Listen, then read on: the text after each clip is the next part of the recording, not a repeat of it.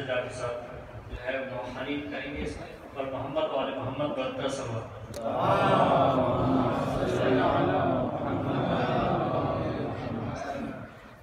बिस्मिल्लाहिर्रहमानिर्रहीम। अल्हम्दुलिल्लाहि रब्बिल आलमीन।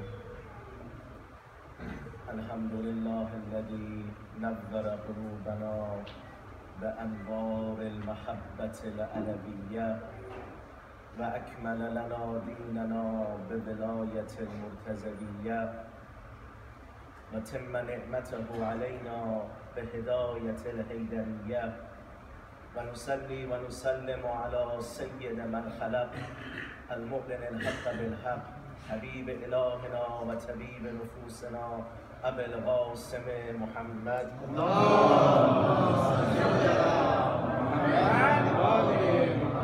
صلى الله عليه وعلى أهل بيته الطيبين الطاهرين المعصومين الهداة المهديين ولعنة الله على أعدائهم أجمعين من يوم إدابتهم إلى يوم الدين.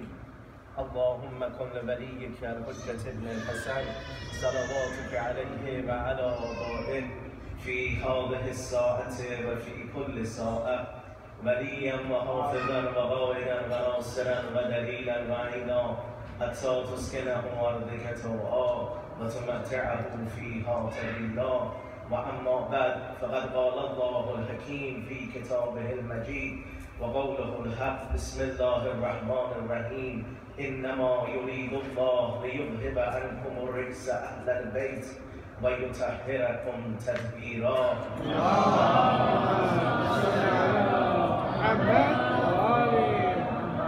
Brothers and sisters in Iman, Assalamu alaikum. Before I get into the lecture, I would request all of you sincerely to recite Surah Fatiha for all Shi'as of Amir al-Mu'mineen from the beginning of time till today, and in particular those who were with us last year in Ramadan and used to sit at our sufras of iftar and the tables of iftar. And I have 100% yaqeen and certainty that with this tongue that is fasting, that tonight all Shi'as of Amir al-Mu'mineen, they are sat at the table of Ali ibn Abi Talib and having their iftar there with Amir al-Mu'mineen. Why do I say this? Because the Shi'as of Ali, for many Thursdays in their life, they recited this point of dua komail, وَاجْتَمَعَ فِي جَبَارِكَ مَعَ الْمُؤْمِنِينَ. And the head of Mu'mineen is Amir al-Mu'mineen. So wherever the Mu'mineen will be, their commander is there. So whenever the Shi'as of Amir al-Mu'mineen on the other side, they are with Amir al-Mu'mineen. Kiram al-Khatibeen. So please recite the Surah Hamd for all the Shi'as of Amir al-Mu'mineen and for yourselves. Bismillah ar-Rahman ar-Rahim.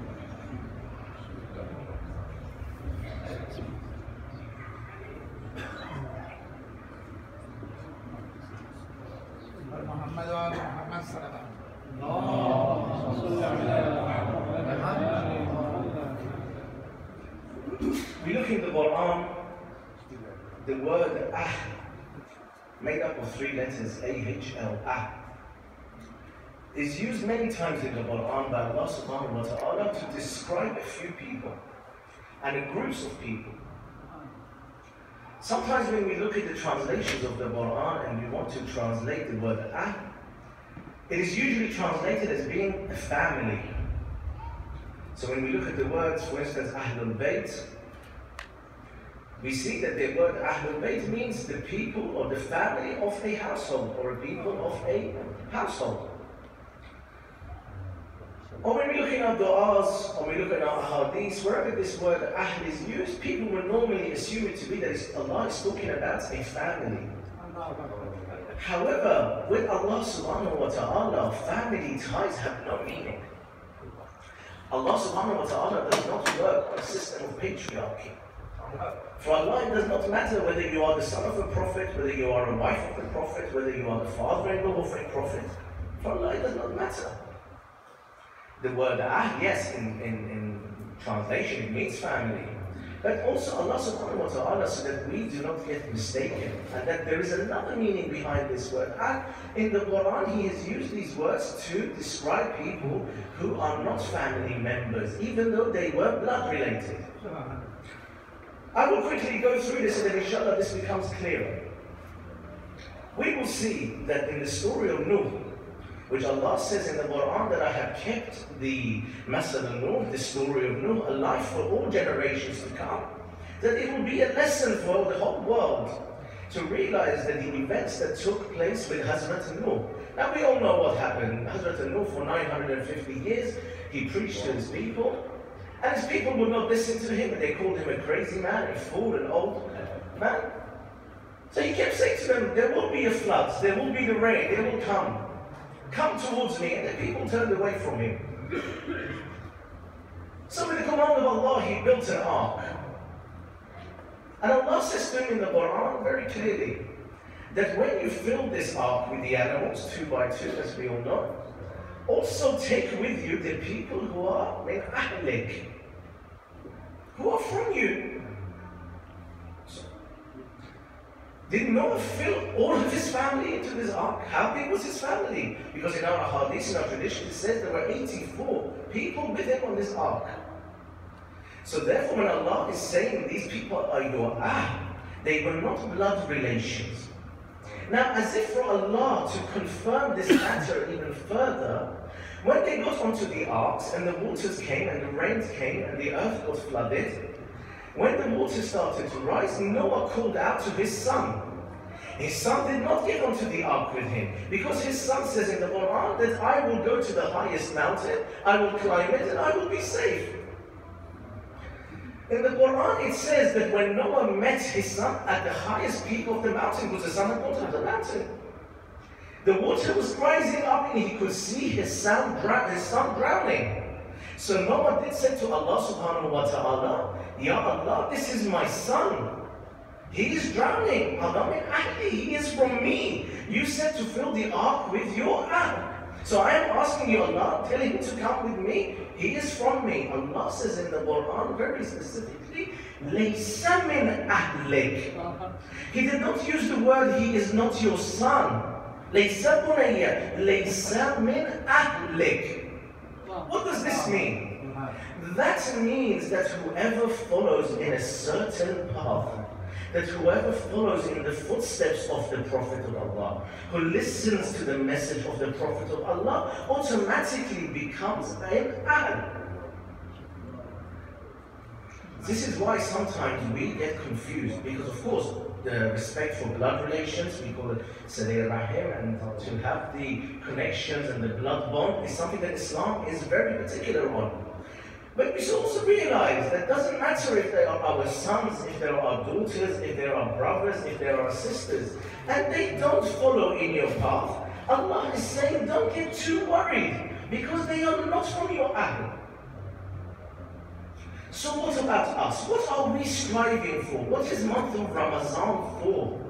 It is also that we become ahl. Can we become ahl? Yes. First of all, what does Ahlul Bayt mean? People of the household. Which household? Which house? This house that Allah and these people are the part of that house has to be a very holy house, does it not? Whereas we know, if we are taking literally the house of the Prophet in Medina, and these people are part of that house, well, that house today, you can see who is buried in that house. You can see who was married in that house. So are they Ahlul Bayt? Is that house so special? It's not the bricks and the mortar and the wood and the timber. No. The Bayt that Allah is talking about is the hearts. So when these 5 are Ahlul Bayt, they are Ahl of your hearts. Yes, your hearts. These 5 are the part of your hearts. Why does Allah use the word yutahhirakum tadhira? This does not really add up, because these 5 are pure from before conception, before they came onto this world. So why does Allah say, I am purifying them? A great purification. Does this mean, Na'udhu billah, that these people, these 5 are najis, that Allah has to purify? No. This means that these 5 themselves are a power of purification.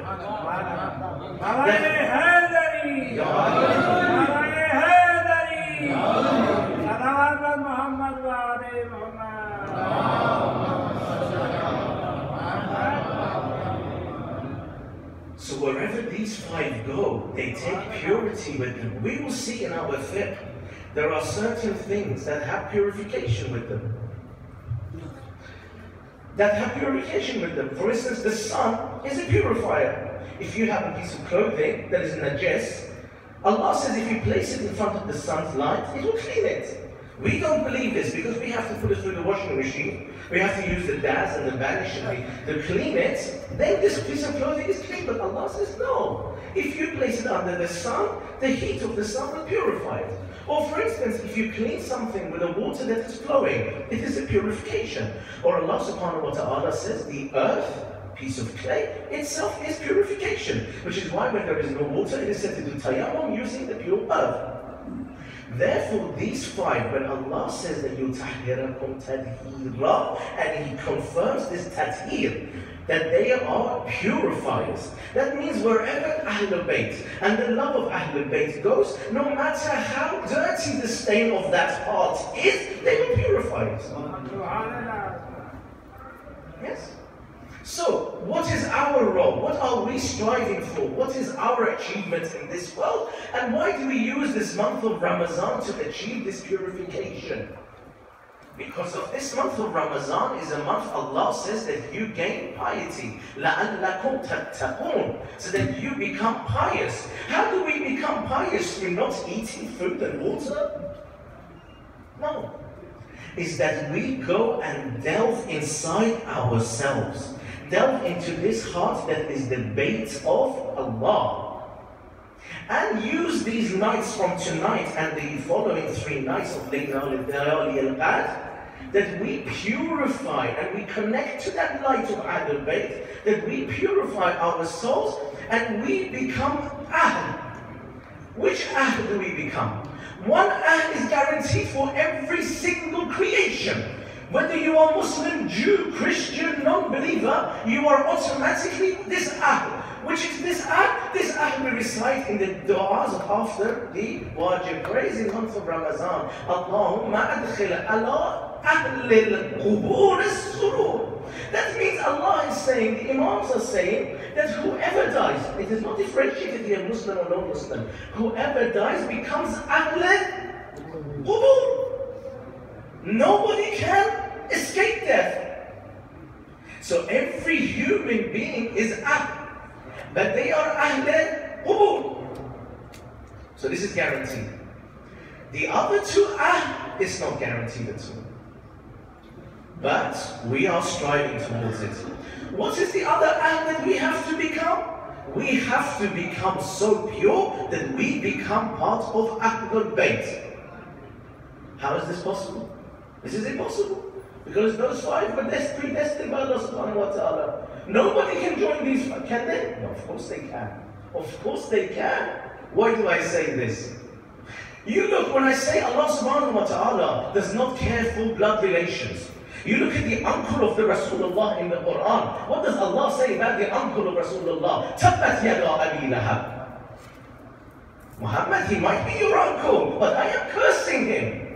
Yet you look, a Zoroastrian in belief. Then he comes from Iran. He then goes towards Rome in Italy. And he becomes a Christian. He was then not satisfied with this knowledge, with this religion. He then comes to Medina. Because he was told there is a prophet there from God. This Zoroastrian, who then became a Christian, comes to Medina. He becomes a Muslim. What does that mean? He becomes Ahl la ilaha illallah. Is this enough for him? No. He still was not satisfied. So he said to Rasulullah, Ya Rasulullah, I am not satisfied because my heart is not filled full. What will happen after your death? So Rasulullah took a piece of stick and on the sand he drew a line and he said, Ya Salman, you will see one day that if the whole world stand on this side of this line is known as Sirat al-Mustaqim. If everybody in the entire world is standing on this side of the line and you saw Ali ibn Abi Talib standing on this side of the line, go wherever Ali is for huwa Sirat al-Mustaqim ila Allah Azza wa Jalla.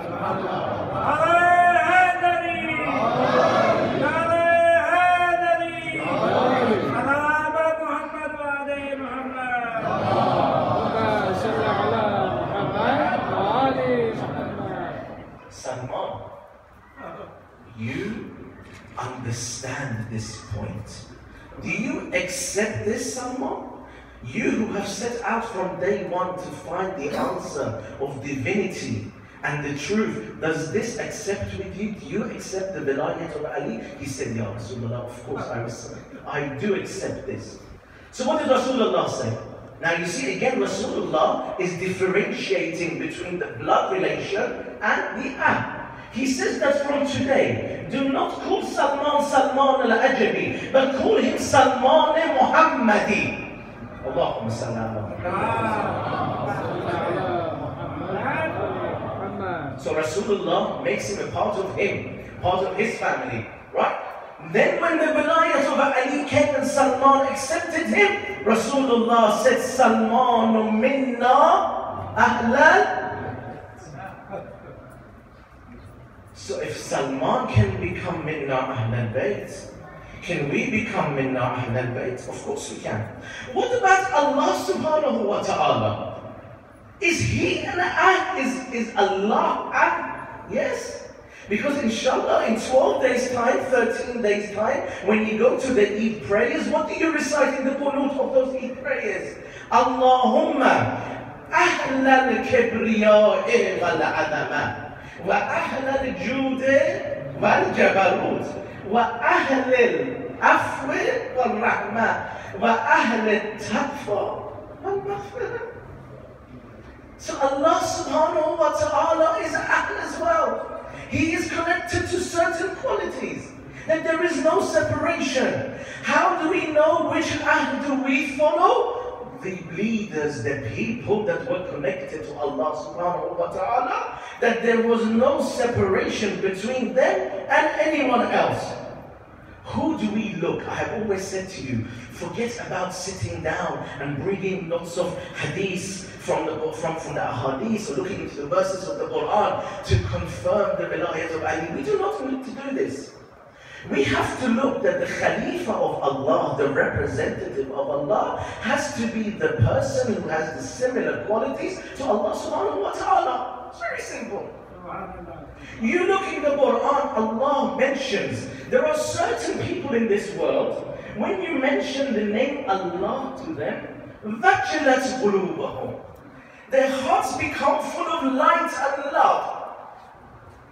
Then you see Allah says in the Quran, there are a group of people that when you mention the name Allah to them, إِشْمَأَزَّتْ قُلُوبُهُمْ, their heart feels with hatred towards Allah subhanahu wa ta'ala. You look at Amir al-Mu'mineen, there are people in this world, when you mention the name of Ali to them, their hearts beat so fast as if it is going to fly out of their chests. There are people in this world, when you mention the name of Ali ibn Abi Talib, their hearts fill with so much hatred towards Ali. Amir al-Mu'mineen shares this quality with Allah subhanahu wa ta'ala. Then you look at Imam al-Sajjad alayhi salam. You looked at what he did at the Darbar of Yazid, the famous khutbah that he recited. The first part of that khutbah was to introduce who? Rasulullah. Because he said, Man arafani faqad arafani. Whoever knows me, knows me. But for those of you who do not know me, let me introduce myself to you. So he talked about Rasulullah first. But 2/3 of Imam al-Sajjad's khutbah was introducing Ali ibn Abi Talib. What does this mean? That means introducing Ali to the people is more important than introducing Rasulullah. Why? Because the differentiation between heaven and hell is at the hands of Amir al-Mu'mineen.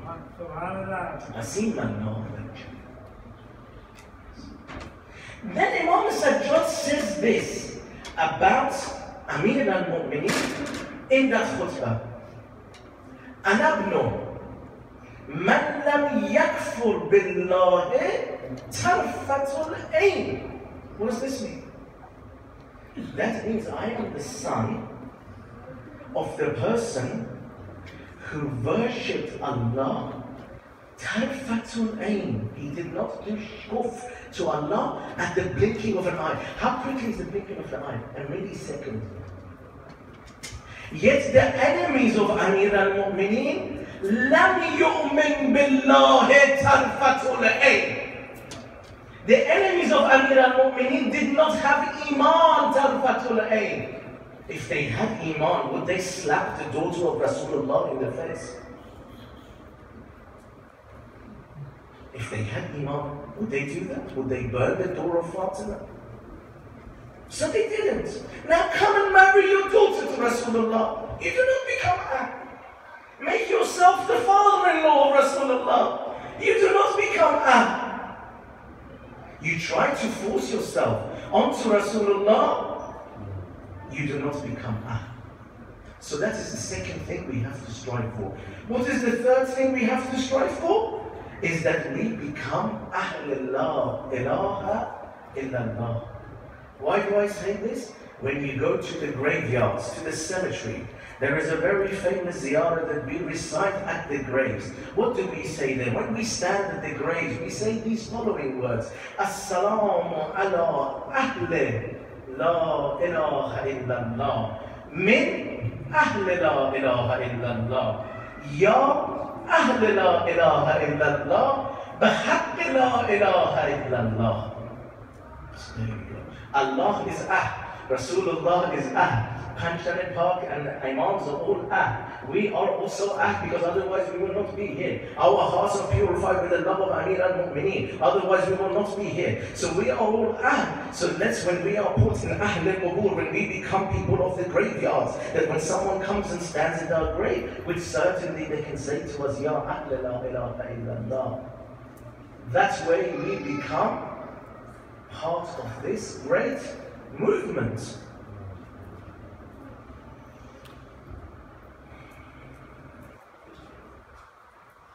On such a night like tonight, he chose to spend his last iftar and his last dinner with his daughter. You would have thought, with the presence of Imam Hassan and Imam Hussein, that he would have chosen one of their houses to spend his last night of iftar and his food with them. But no, he chose his daughter's house. Kulsum says that I looked at my father the whole night. He would keep getting up and he would keep doing 2 rakat namaz. Then he would come and sit down. Then he would get up and go into the courtyard. He would keep looking up at the sky and he kept saying, Inna lillah wa inna ilayhi raji'un. This is a daughter. A daughter is emotional. She sees her father in this state. She cannot be calm. She says, Father, what is going on? Why are you acting in such a strange way? He says, my daughter, in a few hours everything will become clear for you. Allahu Akbar. When Amir al-Mu'mineen got to go from their house towards the Masjid al-Kufa to recite the azan for the Fajr Salat, his daughter said, oh father, can you not go tonight to the masjid? Can you stay with me here? He said, oh my daughter, I want to stay, but what can I stay when Rasulullah is waiting for me? When your mother Zahra is waiting for me? I have to go to the masjid and do what I have to do. Amir al-Mu'mineen came into the masjid. He saw that man lying on his stomach. He tapped him on his shoulder and he said, get up, do not sleep on your stomach, for sleeping on the stomach is the sleep of the shayateen. Also, Ibn Mujim, get up, it is the time for namaz. If you want to kill Ali, but first at least do your namaz, because there is no act wajib, more wajib than doing your namaz. This is the Mawla, this is the Mawla that we follow. This is Ahl la ilaha illallah. So Amir al-Mu'mineen got prepared for namaz. He did the azan himself. He came and he stood to prayer. What a prayer. The man that was born in the Kaaba and who dies in Masjid al-Kufa in the position of prostration. As soon as that mal'un picked up the sword, Allahu Akbar. You think Ali is Fatih Khaybar? In all the wars he was with Rasulullah, nobody was able to strike Amir al-Mu'mineen. What strength did Ibn Muljam have in his arms that he was able to strike that blow to the head of Amir al-Mu'mineen? Let me tell you, my youngsters, so that you know which Imam you are following. Let me tell you something. Do you know where Ibn Muljam got the strength of the arms to strike Amir al-Mu'mineen? Do you know how he got that strength? He got that strength from Amir al-Mu'mineen himself. When Ibn Muljam was about 9 or 10 years old, he became very sick. He was dying. His mother did not know what to do. She took him to all the doctors. They said, there's nothing we can do for your son. So she said, if all the doors are closed to me, the door of Ali ibn Abi Talib is always open. She brought this son to the house of Ali. She said, Ya Amir al-Mu'mineen, you are Wasi Rasulullah. My son is sick. You do shafa for him. Amir al-Mu'mineen went. He got some herbs. He put it in a pestle and mortar. He ground this herbs down. He then added some water to this pestle and mortar. The water that had come from the Furat. He put it in the pestle and mortar. He said, give me the son. Bring me the son. They brought Ibn Muljam. He took this lotion and he rubbed it onto the arm of Ibn Muljam. And he said, may Allah give you shafa and may He also give you strength.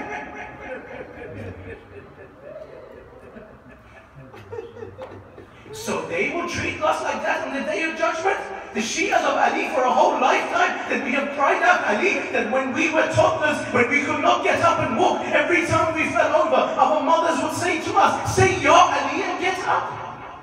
If anybody believes this, then you're at the wrong door, go somewhere else. Mullah Kainat. So he lifted the sword while Ali was in sajda. As soon as he struck the sword on the head of Ali, Jibreel shouted out in the whole universe, Tahaddamat wallah, arkan al-huda, qutila ibn amm al-Mustafa, qutila Ali al-Murtada. When Imam Hassan and Hussein heard this cry from Jibreel, they ran towards their mosque. They saw their father lying in his own blood. They wrapped him up in his prayer mat. They lifted him up, Hasanain, and they started to take him towards the house of Amir al-Mu'mineen. You who have been to Kufa will know there is not much distance from the house of Ali to Masjid al-Kufa. When they got near to the door, Amir al-Mu'mineen tapped Imam Hassan on the shoulder. He said, my beloved Hassan, put me down on the ground. Oh my beloved Hassan, do something for me. What is it, father? There is a river stream next to the house. Go and get me some water. Why do you want water for, father? I want you to come and wash the blood away from my face. I want you to wash the blood away from my beard. Oh Hassan, go and bring me my turban. Hussein, bring me the turban. With your own hand, Hussein, tie my wound so that the blood stops coming. Father, why do you want me to do this? Oh Hussein, Zainab is in the house. I do not want to enter in the house while there is blood pouring from my head, while there is blood on my beard. Oh Hussein, I do not want Zainab to see me in this state. Ya Amir al-Mu'mineen, where were you at Karbala when Zainab al-Kubra came to the body of Hussein? This body that was shredded. She looked at amazement at this body. She looked at it, she said, Anta akhi, are you my brother Hussein? Anta ibn walidi, are you the son of my mother Zahra and my father Ali? She's turned around. She did not believe that this was the body of Hussein. She turned around and she walked away from this body. Suddenly she heard the voice coming from the severed neck of Hussein. Ukhayya, Ukhayya, Ilayya, Ilayya, oh Zainab, come back. I am Hussein. She lifted up the shredded body of Hussein. She lifted it up towards the sky and she said, Sallallahu alayka malik as-sama ya Rasulallah. Hada Husaynuka murammalun bid-dima maslubat al-imam الرحمة والرضا. Ya Rasulullah, this is your beloved Hussein who is drowned in his own body, that they have not left one piece of clothing on his body. ألا لعنة الله على القوم الظالمين فسيعلم الذين ظلموا أي منقلب ينقلبون. يا رب أمير المؤمنين بحق أمير المؤمنين اشف صدور المؤمنين بظهور الحجة.